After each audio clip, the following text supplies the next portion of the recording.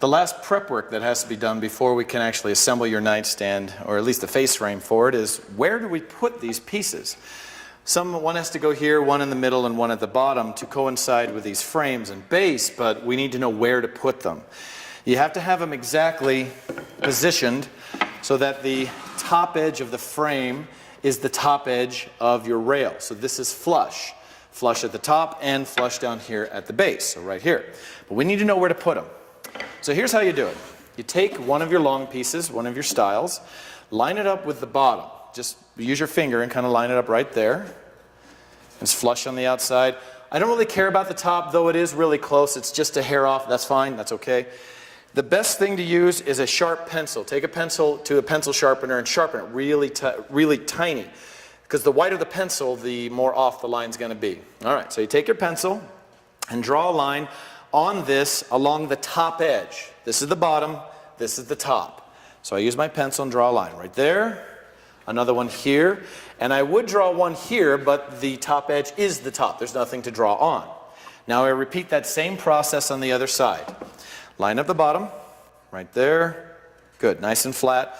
Hold it down and draw a line here on the top edge, and the top is the top.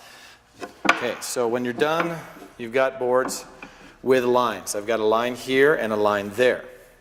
Now what I do is I like to put an X on the bottom side here, down, going downward. So this is the top again, that's the bottom, X is going down.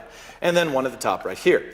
The X means, let me show you, get a piece here, that this board goes, there's my line, there's the X. It goes on the line on the side of the X. That's where it's going to be positioned. By doing that, that will ensure that it is flush with the top edge of my frame.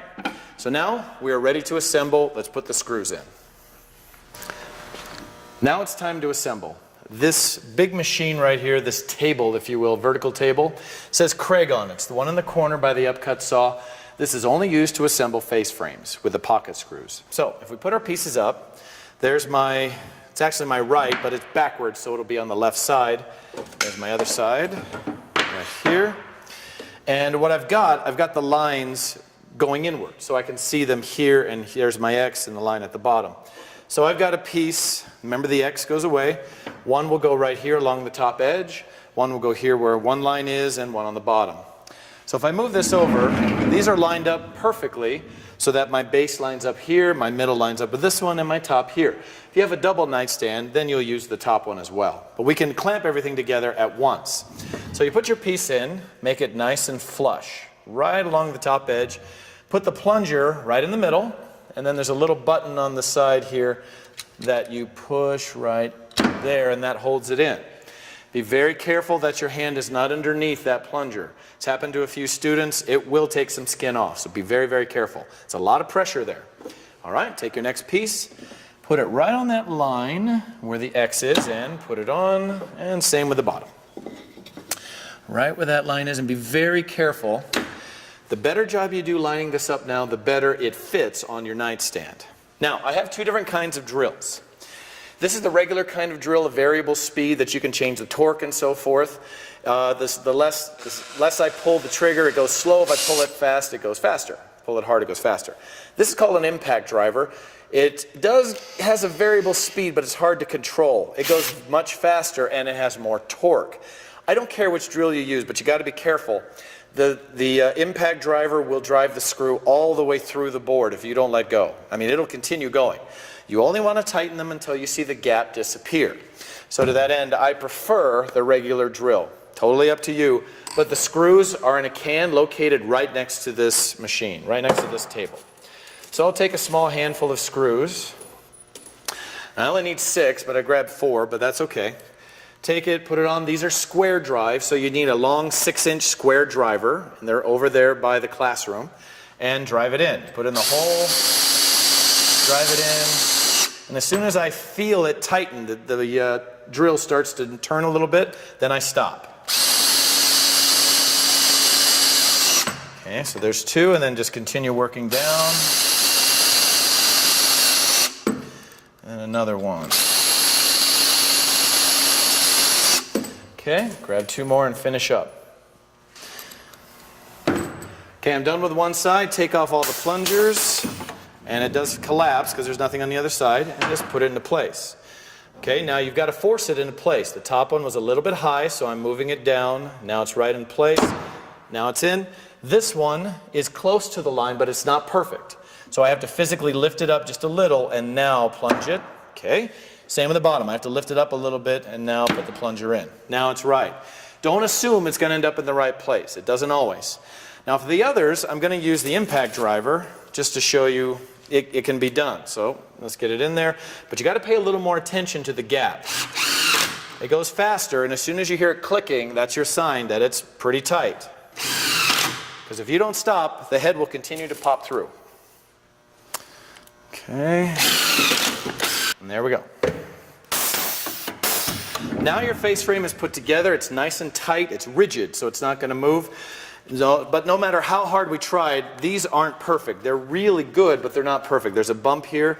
So we're going to run the whole frame through the wide belt sander so that we can make it a 16th thinner and get our exact 3/4 of an inch. Now we're going to run the frame through the wide belt sander, but this is how you set it up if you can't remember. Let's go through the steps really briefly. First, make sure the dust collector is running. Now I've already turned it on. It's kind of humming in the background. Second, you need to have the air on in the machine or nothing works. The table will go down, but it doesn't go back up again.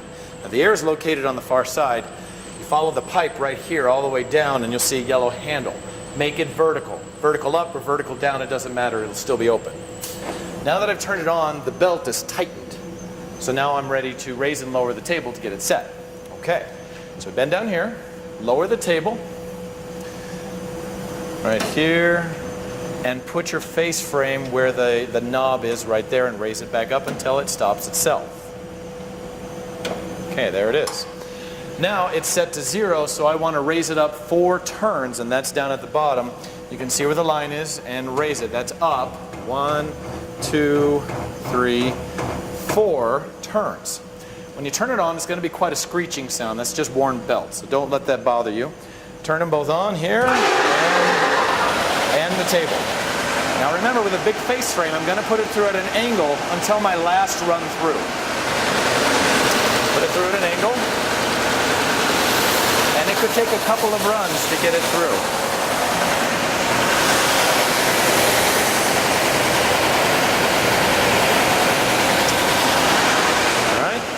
Now I know you can't see it on the camera, but I can tell it didn't get all of it, so let's raise it again. 1, 2, 3, 4 times. Flip it, do it again.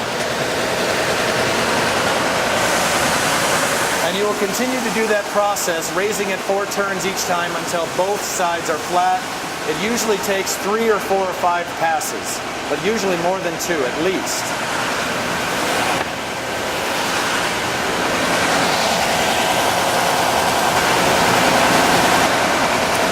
Now that everything is flat on both sides, you can tell because when I put my finger here where the joint is, I cannot feel a bump. I can't even tell. That's what we want on both sides.